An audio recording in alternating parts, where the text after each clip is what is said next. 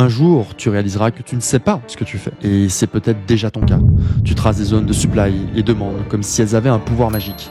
En réalité, tu dessines des boîtes vides. Tes illusions sont un graphique. Parce que l'offre et la demande ne vivent pas dans tes rectangles. Elles vivent dans les mains de ceux qui déplacent vraiment les prix. Et je sais que tu le sais, on t'a menti depuis le début. Tes pertes ne sont pas des erreurs, elles sont programmées pour que tu joues ton rôle de perdant. Mais tu crois que c'est ça le mensonge? En fait, c'est bien pire. Jusqu'ici, on t'a laissé croire que tout se jouait dans des figures géométriques, loin du véritable mécanisme et de la vraie compréhension. Alors, regarde bien cet écran, parce que dans les 15 prochaines minutes, je vais vous montrer exactement ce qu'il vous cache. Avec des preuves réelles, des exemples concrets, et la méthode précise pour enfin comprendre comment des milliers de personnes qui me regardent sur YouTube ont ce genre de résultats. Vous allez enfin pouvoir comprendre de manière logique pourquoi vos zones ne fonctionnent pas, comment les vrais professionnels pensent vraiment, et surtout comment rejoindre les 1% qui gagnent. Mais attention, ce que vous allez découvrir va détruire tout ce que vous croyez savoir. Alors accrochez-vous, on plonge dans une dimension qui vous est totalement inconnue. Imaginez avoir échoué jusqu'ici parce que vous ne connaissiez pas véritablement les règles du jeu. Et pour preuve, essayez d'expliquer en une phrase quelles sont les règles du jeu. Je sais qu'ici, 90% d'entre vous se rendent compte que vous n'avez pas réellement compris les règles. Et ma question est très simple. Comment voulez-vous comprendre les supplies et demandes? Comment voulez-vous qu'elles fonctionnent pour vous si vous-même n'êtes pas capable d'expliquer les règles du jeu? Vous jouez un jeu que vous n'avez vous-même pas compris. C'est pour ça que je vous conseille vivement de regarder cette vidéo jusqu'à la fin. Donc la première étape, ça va être de comprendre la logique de marché. Pourquoi? Parce que la logique de marché, c'est ce qui va vous permettre de comprendre quelles sont les règles du jeu. Et les règles du jeu, elles sont paradoxalement simples, alors que je sais que beaucoup galèrent. Le trading, c'est un jeu à somme nulle. Donc ça veut dire quoi? Ça veut dire qu'à chaque fois que vous achetez un actif, il vous faut exactement le même nombre de vendeurs en face. Sinon, c'est une inefficience de marché et l'équation n'est pas résolue. De la même façon qu'à chaque fois que vous voulez vendre quelque chose, il vous faut un acheteur qui soit prêt à vous acheter exactement ce que vous voulez vendre. Ça, c'est ce qu'on appelle un marché EPA. C'est quand vous avez autant d'acheteurs que de vendeurs. Et pour réaliser cette équation, on a besoin d'un outil. Et cet outil, vous l'avez compris, c'est le carnet d'ordre. Donc cet outil, il va référencer toutes les transactions du marché. Ok. Et son but, ça va être de résoudre l'équation le plus rapidement possible. Si cet outil n'existait pas, les marchés seraient inefficients et le monde ne tournerait pas. Là, vous allez me dire, oui, le M, j'ai compris ce que tu veux dire, mais comment ça marche réellement? Eh bien, c'est très simple. Je vais vous prendre un exemple. Imaginez que demain, je vais acheter 4 bananes à 1 euro. Comment je vais faire pour trouver mes 4 vendeurs? Soit je vais passer par Le Bon Coin, soit je vais passer par une plateforme de vente en ligne, mais sur les marchés financiers, on va passer par le carnet d'ordre.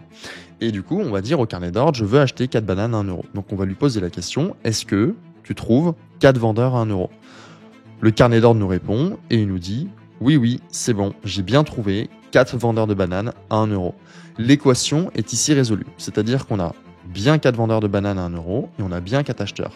Ici, toutes les parties sont contentes, on peut dire que le marché est efficient, l'offre est égale à la demande, l'équation est résolue, donc les prix ne bougent pas. Mais vous allez vous rendre compte que sur les marchés, eh bien, ce n'est pas aussi simple que ça. Donc c'est pour ça que je vais passer directement à l'exemple numéro 2. Cette fois-ci, pour l'exemple numéro 2, on part sur la gauche. Et je vais demander cette fois-ci d'acheter 20 bananes à 1 euro à mon carnet d'ordre. Donc je lui pose la question, est-ce que tu peux me trouver 20 bananes à 1 euro? Donc il faudrait trouver 20 vendeurs de bananes à 1 euro. Il traite l'opération et il me répond non, je n'en trouve que 4. On fait face à une inéquation, une inefficience de marché. Et si le marché n'est pas efficace, eh bien vous vous rendez compte qu'il y a un problème. Donc c'est pour ça qu'on va chercher à résoudre l'équation inefficace le plus rapidement possible pour retrouver un marché qui est efficient. Donc comme on a 20 acheteurs pour 4 vendeurs, on va commencer à résoudre l'équation le plus rapidement possible. Donc comment ça va se passer? Eh bien le carnet d'ordre, il va prendre les 4 acheteurs les plus rapides parmi les 20 et il va les exécuter au prix des 4 vendeurs disponibles. Maintenant, il nous reste 16 acheteurs en trop. Donc ces 16 acheteurs, ils sont remis dans le carnet d'ordre et le carnet d'ordre, eh bien, il va s'occuper de trouver le plus rapidement possible des contreparties pour les exécuter. Donc on se retrouve avec une demande qui est supérieure à l'offre, 4 acheteurs exécutés au prix d'1 euro, 16 acheteurs qui du coup provoquent une évolution massive et agressive des prix à la hausse parce qu'il y a un intérêt d'achat fort et il n'y a pas assez de vendeurs disponibles. Donc l'équation est toujours déséquilibrée, le prix devient IPA, il est inefficient et on doit trouver 16 vendeurs le plus rapidement possible. Donc l'inéquation n'est toujours pas résolue. Donc on repart, on veut 16 acheteurs on a 16 acheteurs en trop à 1 euro. On transmet l'opération dans le carnet d'ordre, il résout l'équation le plus rapidement possible et il nous dit que cette fois-ci, il a trouvé 12 vendeurs à 2 euros. Donc comment ça se matérialise? Eh bien, nos 4 acheteurs qui ont été exécutés, eux, ont été exécutés à 1 euro. Le prix est rapidement monté parce que le carnet d'ordre a cherché le plus rapidement possible des vendeurs et il n'a trouvé que 12 vendeurs à 2 euros. Donc qu'est-ce qu'il va se passer? Le prix s'arrête ici, il exécute les 12 acheteurs qui sont encore présents. Et cependant, on a encore 4 perdants qui ne peuvent pas être exécutés. Mais comme la transaction a été inscrite dans le carnet d'ordre, il faut maintenant exécuter cette transaction. Donc on repart dans le carnet d'ordre et on dit que cette fois-ci, on a encore 4 acheteurs en trop. Le carnet d'ordre résout l'équation le plus vite possible. Et cette fois-ci, il nous trouve 4 vendeurs à 2,50 euros. Donc vous voyez, ça se matérialise comme ça. C'est-à-dire que le prix a premièrement exécuté nos 4 premiers acheteurs ici parce qu'il a trouvé 4 vendeurs. Cependant, vous vous rendez bien compte que les prix étaient extrêmement bas, donc ça n'allait pas continuer. Les vendeurs n'étaient plus disponibles, le carnet d'ordre était vide. Donc les prix sont rapidement montés jusqu'à 2 euros pour trouver 12 vendeurs de bananes. Ici, le prix s'est arrêté, a créé un petit retracement avant de continuer sa route parce qu'on avait toujours 4 acheteurs en trop. Et finalement, à 2,50 €, on a trouvé les 4 derniers vendeurs. Voici comment ça s'est passé et voici exactement pourquoi et comment les prix bougent. Donc je pense que vous comprenez que votre problème, il n'est pas dans votre stratégie, mais c'est juste que quand vous n'êtes pas capable d'expliquer à un enfant de 8 ans une seule règle de marché, eh bien c'est que vous avez un problème de vérité. Vous jouez au jeu en pensant connaître les règles, vous misez de l'argent en pensant savoir exactement comment faire, mais en réalité, vous êtes complètement ignorant. Fin de cette première partie, et si on en fait le bilan, on a 2 observations. La première, c'est lorsqu'au carnet d'ordre, on trouve directement la contrepartie au bon niveau de prix, eh bien, l'offre est égale à la demande. C'est-à-dire que j'achète des bananes à 1 euro, je trouve des vendeurs à 1 euro, le prix reste stable, il n'y a aucun déséquilibre. En revanche, on a vu un deuxième cas. Ce deuxième cas, c'est lorsqu'au carnet d'ordre, on ne trouvera pas directement la contrepartie au bon niveau de prix. Donc, je m'explique. Je souhaite acheter des bananes, mais il n'y a pas suffisamment de vendeurs pour fournir toute la demande de bananes que je veux, à 1 euro. Donc qu'est-ce qu'il se passe? Eh bien, il y a une pression acheteuse forte. Les prix montent drastiquement et on observe un déséquilibre entre l'offre et la demande. Ce déséquilibre, c'est le carnet d'ordre qui va le régler. Donc c'est-à-dire qu'il va décaler les ordres jusqu'au prochain niveau vendeur.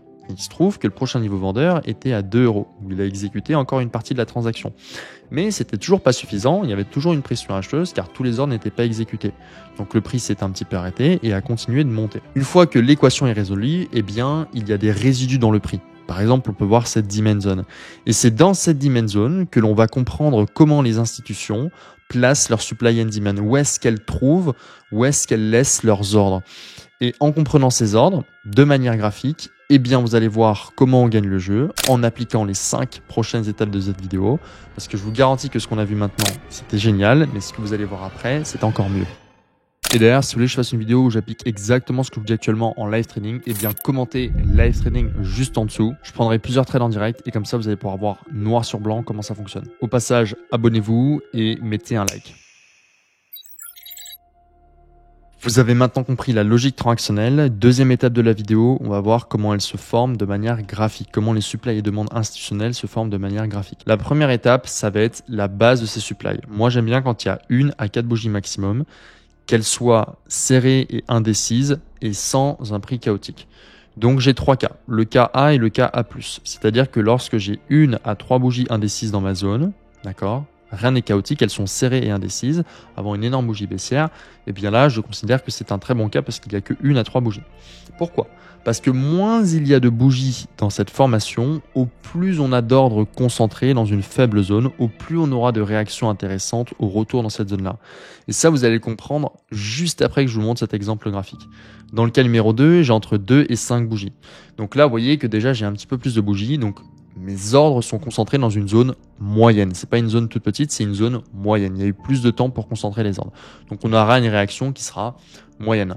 En revanche, quand j'ai plus de 5 bougies indécises, pour moi c'est un prix chaotique, même si on a une forte explosion derrière, car les ordres sont dispersés sur une large zone. Et du coup, au retour, qu'est-ce qui se passera? Progressivement, mon prix va se faire absorber. Donc rappelez-vous l'histoire des bananes, c'est comme si on absorbait des bananes ici, on trouvait des vendeurs ici, qu'on trouvait des vendeurs ici, ici. Vous voyez, le prix juste toucher la zone, repartir, toucher la zone, repartir. Et nous, c'est pas ce qu'on veut. On veut pas une réaction molle. Nous, on veut une réaction extrêmement forte parce qu'on spécule sur les marchés. Donc ça, c'est la première chose, ok, la qualité des bougies. Et la deuxième chose, c'est lorsque vous avez l'explosion à la baisse, d'accord, on veut casser une zone opposée majeure dans ma structure. Donc ça peut être une trendline, tout ce que vous voulez, mais moi, je veux que ce soit une zone majeure dans ma structure, ok. Donc c'est ce qu'on regardera, une réaction violente qui crée une intention, une initiation d'un mouvement majeur dans ma structure. Okay. Donc voilà, je vais vous montrer graphiquement à quoi ça ressemble. Et puis ensuite, vous allez voir l'explication institutionnelle qu'il y a derrière. Parce que l'idée, c'est aussi de comprendre pourquoi ici, il y a des ordres limites institutionnels. Et ça, on va le voir juste après l'explication graphique. Dans ce premier exemple graphique, eh bien, on voit le cas d'une supply de type A+. La première étape de la checklist, comme on l'a vu précédemment, eh bien, c'est de regarder le nombre de bougies indécises à la base. Ici, on voit qu'on a une bougie indécise haussière, une bougie indécise baissière. Puis, vous voyez une troisième bougie avec du très fort volume. Et restez bien dans cette vidéo parce que dans l'étape juste après, je vais vous expliquer exactement comment cette bougie doit se former pour valider la supply. Du coup, si on valide la première étape de la checklist, eh bien, on a bien entre 1 et 3 bougies indécises avant d'avoir la forte bougie. Et du coup, ça nous confirme qu'il y a énormément d'ordre concentré dans une faible zone. La deuxième étape maintenant, on l'a vu précédemment dans la checklist, c'est d'avoir une intention majeure dans notre structure. Ici, en l'occurrence, on a une cassure de structure, une deuxième cassure de structure, une troisième, une quatrième. Donc, on peut dire que c'est absolument validé. Si vous comprenez ces mécanismes, eh ben, petit à petit, vous allez comprendre exactement pourquoi vous êtes en train d'échouer. Parce que tout simplement, vous n'avez pas compris les règles du jeu. Et depuis le début, vous jouez un jeu de manière un petit peu aléatoire en vous disant « Ah, mais peut-être que je pourrais tracer une demande ici. Ah, peut-être que je pourrais tracer une supply ici. » Mais rien ne fait sens parce que vous n'avez pas l'histoire de fond. Donc moi, j'aimerais pas jouer à un jeu que je n'ai pas compris. Et c'est pour ça que cette vidéo est très importante parce que dans l'étape suivante, je vous explique non seulement comment cette bougie doit se former, mais je vous explique non seulement tous les mécanismes qu'il y a derrière la formation de ces supplies pour être sûr d'avoir bien compris. Très bien. Donc là, vous voyez ici que le prix réagit bien, ce qui nous confirme qu'on a bel et bien des ordres concentrés dans cette faible zone. Si je continue de faire défiler le prix, hop, hop, hop, normalement, on va avoir une grosse chute. Enfin, je vous le dis oui, parce que je connais le prix, je ne vais pas vous mentir. Donc voilà, on a bien la confirmation. Et si vous voulez savoir tout ce qui se passe encore plus en détail, eh bien rejoignez mon canal Telegram en description parce que je vais vous donner une information en plus que je donne pas sur YouTube et elle est assez incroyable. Dans cette explication graphique, notre chemin continue et une question me vient en tête. Il y a eu un déséquilibre si important pour former la supply ou la demande, alors comment les institutions ne perdent pas d'argent ? Puisqu'on a vu précédemment au carnet d'ordre que s'il y a une pression vendeuse trop importante, eh bien le prix d'entrée et le prix d'activation n'est pas du tout le même puisqu'il n'y a pas la contrepartie pour les exécuter. Donc ma question c'est comment les institutions vont-elles faire pour se faire exécuter dans cette zone-là, laisser des ordres limites et pouvoir se faire activer par la suite sans causer de déséquilibre dans leurs ordres, parce que sinon, vous l'avez compris, une institution perdrait des milliards à se faire exécuter beaucoup plus bas que le prix réel auquel elle voulait rentrer. C'est exactement pour ça que vous devez comprendre que les institutions, leur priorité numéro 1, c'est de chercher des contreparties. Pour activer leurs ordres, vous allez voir que c'est pas la chose la plus simple, car les institutions, elles détiennent la majorité des liquidités. Donc la question, c'est quand vous détenez la majorité des liquidités, si vous appuyez sur le bouton, comment vous allez faire pour trouver des contreparties et éviter le problème qu'on a vu avec les bananes, c'est-à-dire avoir ce problème de déséquilibre entre prix d'entrée et prix d'activation. Eh bien, vous allez utiliser un outil qui s'appelle les sell limits. Okay, donc, une institution va chercher à vendre le plus possible, le plus haut possible grâce à des sell limits et elle va chercher à acheter le plus possible, le plus bas possible grâce à des buy limits. C'est là que vous comprenez qu'il y a un conflit d'intérêts qui naît entre les mains fortes et les mains faibles. Prochaine étape de la vidéo, comprendre parfaitement ce conflit d'intérêts qui nous permettra d'aller à l'étape numéro 3 et de comprendre la règle du départ, mais surtout de savoir exactement comment s'est formée cette supply. Vous allez voir, c'est pas trop compliqué puisque ça se passe en 4 étapes que l'on va voir les unes après les autres. Avant de commencer la première étape, j'ai 2 informations à vous transmettre qui sont cruciales.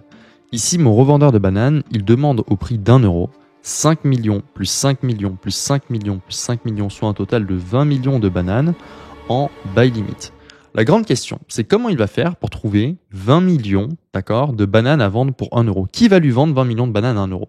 Puisque si c'est si intéressant pour lui de les acheter à 1 euro, pourquoi il y aurait quelqu'un qui lui vendrait 1 euro? C'est ça la grande question. Et vous savez très bien que s'il décidait juste bêtement d'acheter 20 millions de bananes alors qu'il n'y a pas de vendeur en face, les prix monteraient drastiquement et il ne se ferait pas exécuter au prix souhaité. Donc la grande question ici, c'est comment il va pouvoir résoudre cette équation. Première information, mon revendeur veut 20 millions de bananes à 1 euro. Deuxième information, c'est une règle de marché capitale pour comprendre les 4 prochaines étapes. Alors, il faut savoir que lui, il ne peut faire que du sell limit et du buy limit parce qu'on a vu qu'il peut pas révéler ses positions au marché. Et il faut savoir qu'un sell limit ou un buy limit, comme le trading est un jeu à somme nulle, a une contrepartie. Donc, la contrepartie d'un buy limit, c'est une vente immédiate au marché. Donc, une vente au marché ou SL d'une position acheteuse. Donc, le SL d'une position acheteuse est une vente immédiate au marché. Pareil pour un sell limit, il faut un achat immédiat au marché, c'est ce qui fait la contrepartie parce que le trading est un jeu à somme nulle. Et donc c'est soit un achat au marché, soit le SL d'une position vendeuse. Maintenant que vous avez ces informations capitales, eh bien on va voir exactement comment mon revendeur peut résoudre l'équation pour avoir ces 20 millions de bananes. Étape numéro 1 pour mon revendeur de bananes, créer des vendeurs au marché. Pourquoi? Parce qu'on a dit que les ventes au marché permettent d'activer les buy limits. Et comme mon revendeur c'est une institution, eh bien il a accès aux news économiques et à la peur humaine. Donc ce qu'il a intérêt à faire, c'est créer une bad news économique afin de créer une peur collective et de faire descendre les prix. Ça pourrait être quelque chose du genre, dans les 2 prochains mois, une taxe va violemment impacter les vendeurs de bananes. Ils ont tous peur, ils commencent tous à vendre parce qu'ils n'ont pas envie d'être violemment impactés dans 2 mois.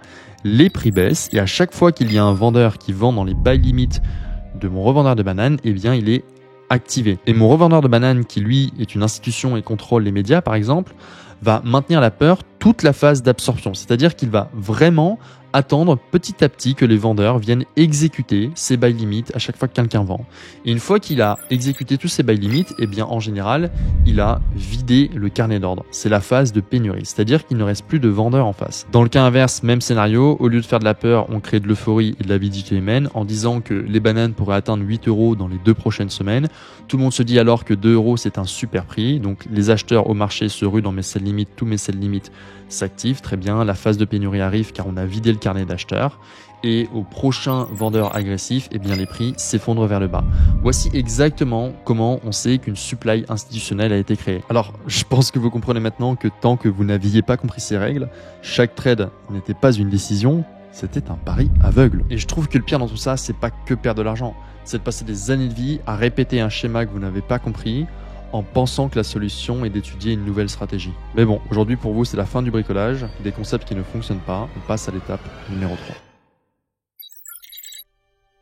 Règle numéro 3, c'est la règle du départ. Donc une fois que votre base est bien formée, qu'elle a laissé des ordres institutionnels concentrés dans une faible zone, pour en avoir la confirmation, vous voulez voir une bougie pleine avec des mèches très faibles, ce qui sera synonyme d'un carnet d'ordre vide. Pourquoi ça m'intéresse d'avoir un carnet d'ordre vide? Parce que si on a un carnet d'ordre vide, ça veut dire que les institutions ont asséché toute la contrepartie. Donc s'il n'y a plus de contrepartie acheteuse, alors on a une forte bougie baissière. Et donc c'est notre confirmation qu'on est bien dans la bonne zone en formation. Donc vous voyez ici, le prix part extrêmement fortement après notre zone. Donc vous avez, on a 1, 2 bougies indécises et une très forte bougie baissière, ce qui nous laisse penser que évidemment dans cette zone-là, qu'est-ce qu'il y a? Un maximum d'ordre institutionnel parce qu'ils ont asséché les acheteurs durant cette période-là. Même chose ici sur un achat, tac tac tac, 2-3 bougies indécises, une énorme hausse et un retour dans la zone. Vous voyez bien que la formation de la bougie se fait avec des mèches qui sont très peu disputées et des grands corps, ce qui nous énonce un carnet d'ordre qui a la possibilité d'être vraiment vide. En revanche, quand c'est de la mid-volate, eh bien, le prix part un petit peu plus doucement, ce qui nous énonce que la concentration des ordres est d'ordre moyenne. Donc, on aura une réaction un peu plus moyenne aussi au retour dans la zone. Et lorsque on part de la zone de manière très lente, de manière très disputée, avec même des bougies contraires qui se forment, énormément de mèches comme ici, eh ben, vous pouvez être sûr que cette zone ne m'intéressera pas, car on a une dispersion des ordres qui est beaucoup trop importante. Donc ces cas-là, je ne les jouerai pas. Suite graphique de notre exemple avec maintenant notre confluence numéro 3.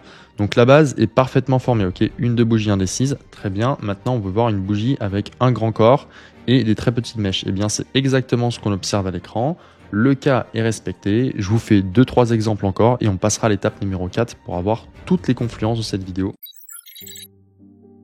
On a 3 exemples et on a toujours les 2 étapes à respecter. Étape numéro 1, la base. Donc la base, c'est une bougie indécise. Et ensuite, vous voyez qu'on a bel et bien 2 grosses bougies avec des corps pleins, avec des mèches qui sont pas disputées. Donc ça veut dire que ici, on a certainement vidé le carnet d'ordre. Je vous précise que ces bases, je les analyse en cumul de la structure. Donc si vous n'avez pas encore vu ma vidéo sur la structure de marché sur les biais Dernièrement, eh bien, je vous conseille vivement d'aller la voir, sinon on n'allait pas pouvoir comprendre. Parce qu'on a une cassure nette de la structure ici. Ici, c'est pareil. Donc, si on retrace ma structure de marché, j'aurai une cassure de mon lot ici, ici, et je casse plein de structures opposées. Qu'est-ce que j'observe? J'ai une, deux bougies bullish qui sont indécises, et ensuite une énorme bougie bearish. Donc, ma base est respectée, mon départ est respecté, aucune mèche exceptionnelle, le prix revient dedans, et il explose à la baisse. Pareil ici, j'ai une, deux bougies, ma base est respectée, donc j'ai des ordres concentrés dans une faible zone, une énorme bougie bullish avec des mèches qui sont très faibles encore une fois, mon départ est respecté, ma structure est respectée, je casse plein de structures opposées, super, mon prix revient dedans et encore une fois explose. Je pense que vous avez tous les exemples nécessaires pour réussir, il nous reste encore une étape et ensuite on passera au review général. Numéro 3, réalisé, bienvenue dans l'étape numéro 4 qui est la règle de fraîcheur. Alors la règle de fraîcheur, c'est exactement l'inverse des supports et des résistances. Ok. Donc comme vous l'avez compris, ici, quand une institution réalise sa base, qu'est-ce qu'elle fait? Première étape, elle crée des contreparties acheteuses. On l'a vu avec le vendeur de bananes. Deuxième étape, elle absorbe sa contrepartie pour exécuter ses ordres limites. Très bien. Troisième étape, vous avez la confirmation qu'elle a tout asséché avec une bougie très forte et très peu contestée. Superbe. Quatrième étape, eh bien, comme ici, il y a eu une très forte bougie baissière, vous savez qu'il reste certainement encore des ordres limites institutionnels dans cette zone-là. Eh bien, à chaque fois que cette zone va être retouchée, c'est de la consommation d'ordre qui se fait. Donc, si la zone est retouchée une fois, très bien, vous allez pouvoir la jouer. En revanche, si on la touche une première fois, une deuxième fois, vous êtes sûr qu'à la troisième fois, il ne reste plus d'ordre, ils ont été consommés. Donc, lorsqu'ils sont consommés, eh bien, la zone ne tient pas et le marché explose tout simplement dans l'autre sens. Donc, à chaque retour, la zone devient de plus en plus faible. Donc, c'est pour ça que je ne veux pas les traîner. Donc, encore une fois, ce que je vous montre, c'est que moi, j'ai ma zone A+, c'est comme je vous l'ai montré, c'est-à-dire une zone qui n'a jamais été mitigée, dans laquelle on n'est pas revenu, dans laquelle je sais il reste des ordres limites qui n'ont pas été exécutés. Une zone B, c'est lorsqu'on est revenu une fois. Bon, je peux accepter un deuxième retour pour rentrer en position. Après, je ne rentrerai plus en position.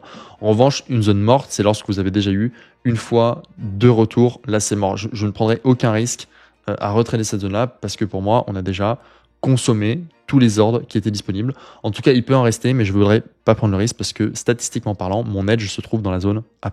Et je pense que vous le voyez, le jour où vous comprenez vraiment les règles, vous pouvez bâtir des convictions. Et tout le reste devient beaucoup plus simple. Alors, je retourne sur les graphes. Il est inutile de vous dire que les bases étaient bonnes, les départs étaient bons aussi, et les zones A+, le sont. C'est-à-dire que les zones n'ont jamais été mitigées avant qu'on revienne dedans. À chaque fois qu'on est revenu dedans, c'était la première fois. Donc, c'était vraiment un endroit où il restait de manière assez susceptible des buy limites dans les zones ou des sell limites ici. Et on l'a vu à chaque fois que ça a touché, le prix est rapidement parti, le prix est rapidement parti, et le prix est rapidement parti. Si je vous prends un quatrième, pardon, ici la base est bonne, une bougie, deux bougies indécises, une troisième bougie, donc le départ est bon, hein, très peu de mèches, un gros corps, super, et une zone A+, c'est la première fois qu'on vient mitiger cette zone, donc il reste de manière assez concentrée des ordres limites vendeurs, ils sont consommés, le prix part rapidement de cette zone. Voilà. Maintenant c'est une zone morte, je ne l'utilise plus. Je pense que vous avez compris à peu près comment ça se passe. C'est très simple. Vous avez compris la logique de marché. Je pense que la vidéo est super. Et maintenant, ce qu'on va devoir faire, c'est un gros bilan avec un backtest aléatoire. Donc, restez bien dans cette vidéo. Il manque deux étapes, le bilan et le backtest aléatoire. Partie 5 et bilan de cette vidéo. Donc, dans la première partie, on a vu la logique qu'il y a derrière les marchés. Vous avez compris les règles du jeu. Et vous savez maintenant exactement comment le prix évolue d'une demande vers une supply avec un raisonnement plus institutionnel. La deuxième chose, c'est qu'on a vu graphiquement à quoi ressemblent ces demandes et supply, comment elles doivent se former.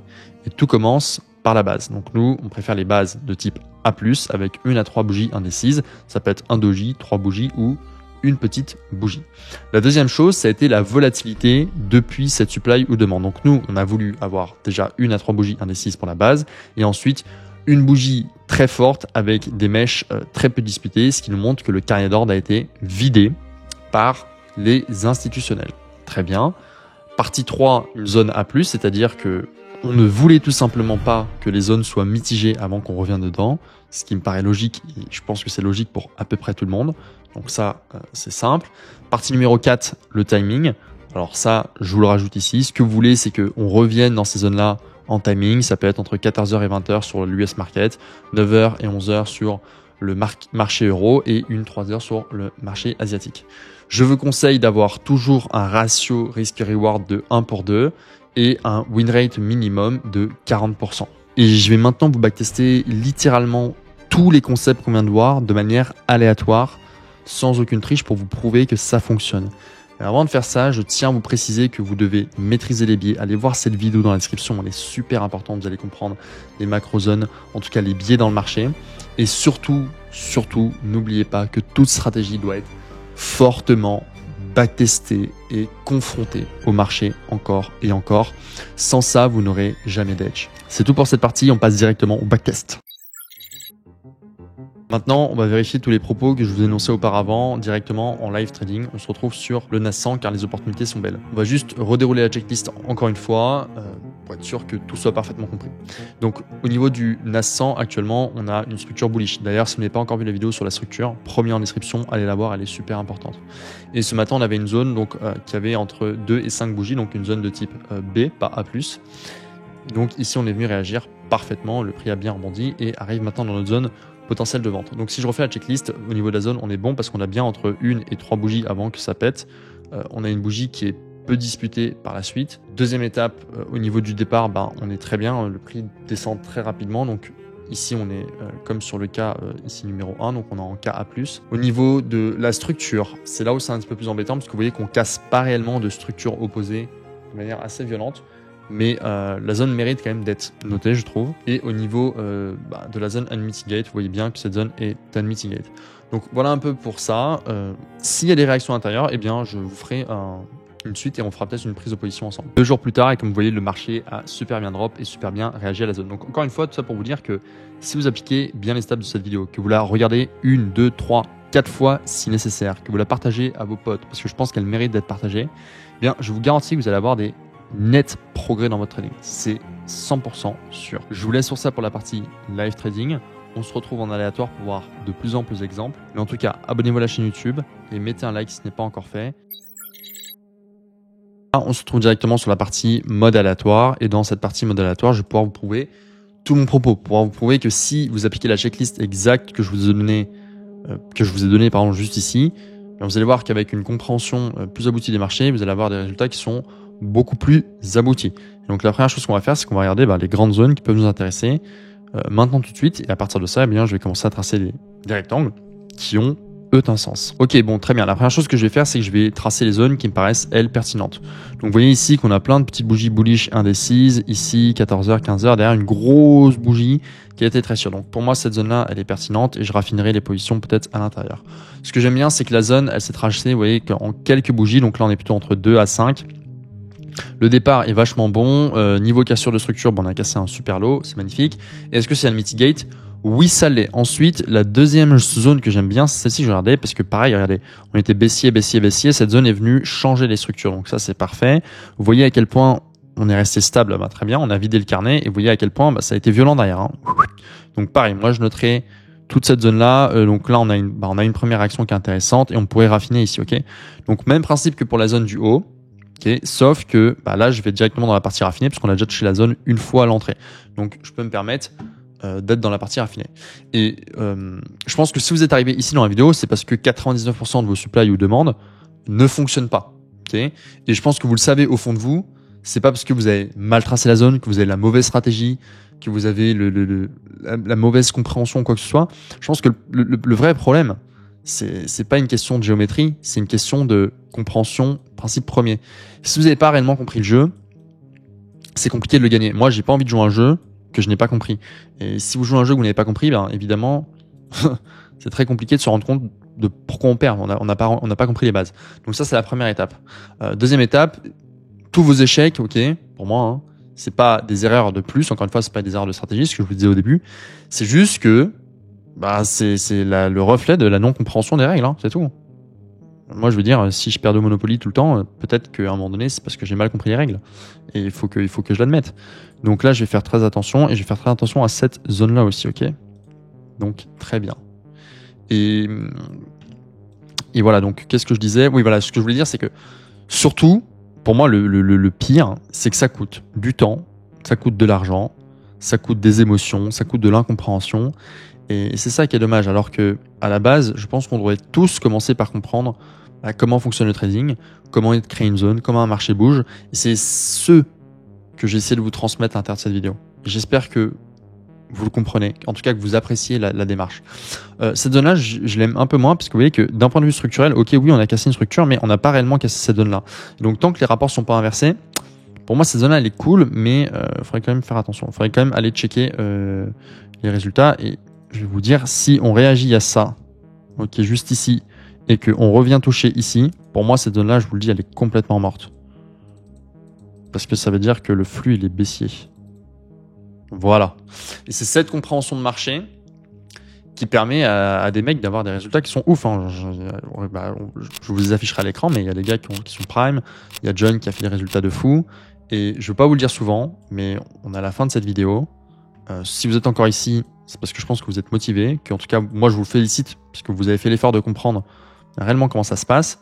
Et donc, à partir de ça, bien, si vous voulez aller plus loin et avoir ce genre de résultats, vous avez juste à postuler, premier lien dans la description. Je prends 5 personnes, pas plus. Et ensuite, je vais certainement fermer les portes parce que je suis concentré sur un projet qui est beaucoup plus gros. Et d'ailleurs, je vais bientôt vous sortir l'interview avec mon partenaire parce qu'on est en train de faire des choses qui sont assez incroyables, ok? Et donc ça, c'est juste une petite partie de mon système. Donc si on a tout l'ensemble, je pense qu'on joue au jeu de manière encore plus incroyable. Et d'ailleurs, rejoignez Telegram aussi parce que je vais vraiment vous présenter un outil qui vous permettra de voir en temps réel les ordres live et les ordres au marché. Et à partir de cette compréhension, je vous garantis que c'est vachement intéressant. C'est vachement cool de pouvoir l'avoir en tout cas. Ça, j'aime bien. J'aime bien. Là, vous voyez, la question c'est, mais pourquoi je trace pas cette zone? Parce que cette zone, elle a tout d'une liquidité. Regardez, celle-ci, tac, tac. Dans ma structure de marché, est-ce qu'elle casse ma zone opposée? Non, elle est venue y réagir, ok? Donc, très bien. Par contre, ce que je sais, c'est que au vu de cette bougie-là, je sais qu'on a vidé le carnet une fois. Donc, je sais qu'il y a la présence institutionnelle. Et donc, c'est pour ça que j'ai noté cette zone, mais cette zone, c'est quelque chose d'autre. C'est un peu plus avancé. J'en ai jamais parlé sur YouTube. Ok, donc ici, le fait qu'on récupère cette zone-là, pour moi, tant qu'on n'a pas cassé nos zones en face, on n'est pas réellement bullish, ok? Donc voilà. Dans tous les cas, cette zone-là, si elles sont récupérées par le haut et que vous avez ça et que c'est une prise de liquidité, c'est magnifique à rejouer ici. Je suis sûr qu'il y a des positions intéressantes. Parce que dans tous les cas, votre compréhension de fond, si vous réfléchissez en principe premier, il y a des ordres qui ont été pris dans cette zone-là. Okay, et là, donc, on arrive dans ma zone, donc ma deuxième zone dans laquelle je regarderai vraiment bien. Là, c'était fait à 15h. Vous allez voir, on va attendre les sessions. Je vais regarder. Qu'est-ce qu'on avait ici? On a le PPI, donc vous voyez, pas des news qui sont anodines. Et d'ailleurs, on va noter le PPI parce que je pense que le PPI, il va être intéressant à noter ici. Donc voilà, n'hésitez pas à rejoindre Telegram, je vous le redis encore une fois parce que je vais vous présenter un tools. Parce que là, on n'a pas aux yeux, mais ce tools, il permettrait de voir en direct donc ça, c'est plutôt cool. Donc là, ma prochaine zone qui est en face, c'est celle-ci, voilà. Si maintenant ça s'est cassé, alors ça veut dire que ça c'est une zone de liquidité. Pour moi, ça c'est forcément une zone de liquidité. Regardez, on a appauvri une fois, c'est monté, on a appauvri une deuxième fois, c'est monté, on a appauvri une troisième fois. Là, soit on casse définitivement cette zone, on réagit ici et on part plus bas. Et donc dans ce cas-là, ici j'ai pas la confirmation que j'avais tous mes ordres. Soit on revient ici, mitigé un peu par là et on part à la hausse et à ce moment-là on a la confirmation qu'il y avait bel et bien plein d'ordres limites. Et maintenant vous n'avez pas la confirmation, vous ne le savez pas parce que TradingView ne vous permet pas de le voir directement. C'est pour ça que je vais vous faire une petite vidéo sur Telegram où je vous présente un tools, là c'est magnifique, on vient pile poil taper là, qui vous permettra de voir en temps réel et en temps direct toutes les zones. Ok, donc là on pourrait voir par exemple qu'ici il y a plein de buy limit. Je pense que si on casse la zone en face, ce serait confirmé. Voilà, magnifique. Ici, on vous a cassé la zone en face. Donc maintenant qu'on vous l'a cassé, cette zone-là, on pourrait targeter plus haut. Déjà, une première parcelle ici. Et puis, si on reprend ce high-là, on aura certainement pour moi des réactions. Puisque du coup, dans ce high-là, se cachaient des ordres. Donc voilà, je vais vous laisser sur ça après, puisque je pense que là, ça suffisamment, je vous ai suffisamment montré les choses. Tac, tac, vous voyez que le prix continue, tac tac, il recrée des zones ici, ça ne m'étonnerait pas qu'il continue de monter. Je pense que vous comprenez pas mal de choses intéressantes. Et voilà, l'idée maintenant c'est de voir ces ordres-là pour encore mieux les interpréter, comprendre tout ce qui est principe de liquidité, aller beaucoup plus loin. Je vais vous laisser sur ça. Je vous dis à la prochaine. Ciao, ciao, c'était le M. En tout cas, j'espère que vous avez apprécié l'effort qu'on a fait pour vous faire cette vidéo. Vous voyez que tac tac, le prix est revenu un tout petit peu plus haut, mais il est quand même revenu dans une zone d'ordre. Allez, ciao ciao, à la prochaine.